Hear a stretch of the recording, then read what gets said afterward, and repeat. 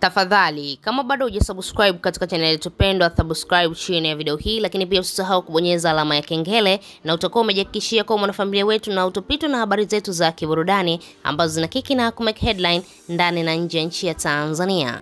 Kumekuwa na tetesi nyingi sana ambazo zinazungumzwa kwenye mitandao ya kijamii kuhusiana na kwamba msanii Diamond Platnumz amewahi kuwa na mtoto na mtangazaji Aaliyah ambaye ni mfanyakazi wake katika media ya Wasafi. Ukiangalia historia ya msanii Diamond pamoja na mtangazaji Aaliyah ya mapenzi au ya mahusiano yao ilikuwa ni zamani.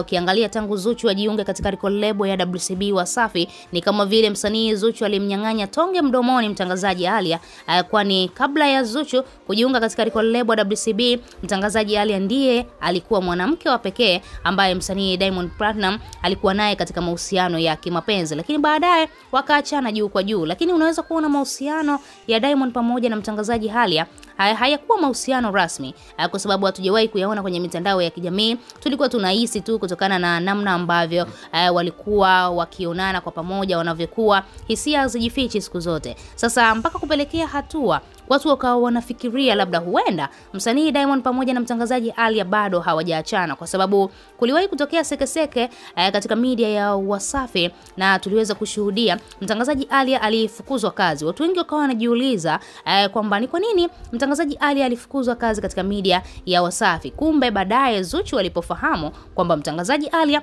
aliwahi kuwa na mahusiano ya kimapenzi na msanii Diamond Platnumz, akamwambia baby, kwa kweli sitaki kumuona yule msichana pale kazini, na baadaye mtangazaji Aaliyah akatimuliwa kazini. Sasa baadaye Aaliyah alirudishwa katika media za Wasafi na tukujua ni kitu gani ambacho kilisababisha mtangazaji Aaliyah akarudishwa katika media za Wasafi. Huenda Diamond Platnumz kuna jambo ambalo alijifikiria au kuna jambo lingine ambalo lilijitokeza likapelekea mtangazaji Aaliyah akarudishwa kazini. Siku leo dada Martha ameweza kuthibitisha wazi na kuonesha kwamba msanii Diamond pamoja na mtangazaji Aaliyah ni watu ambao waliwahi kuwa na mahusiano hapo nyuma, lakini pia ni watu ambao walifanikiwa kupata mtoto. Hatujawahi kuona hata siku moja kwenye mitandao ya kijamii labda mtangazaji Aaliyah amelizungumzia hilo swala, lakini pia hatujawahi kuona msanii Diamond Platnumz labda amezungumzia hilo swala. Na ukiangalia Diamond ni mtu ambaye anawapenda sana watoto wake, ni mtu ambaye anajali sana watoto, jambo ambalo linaendelea kuwafurahisha zaidi mashabiki zake.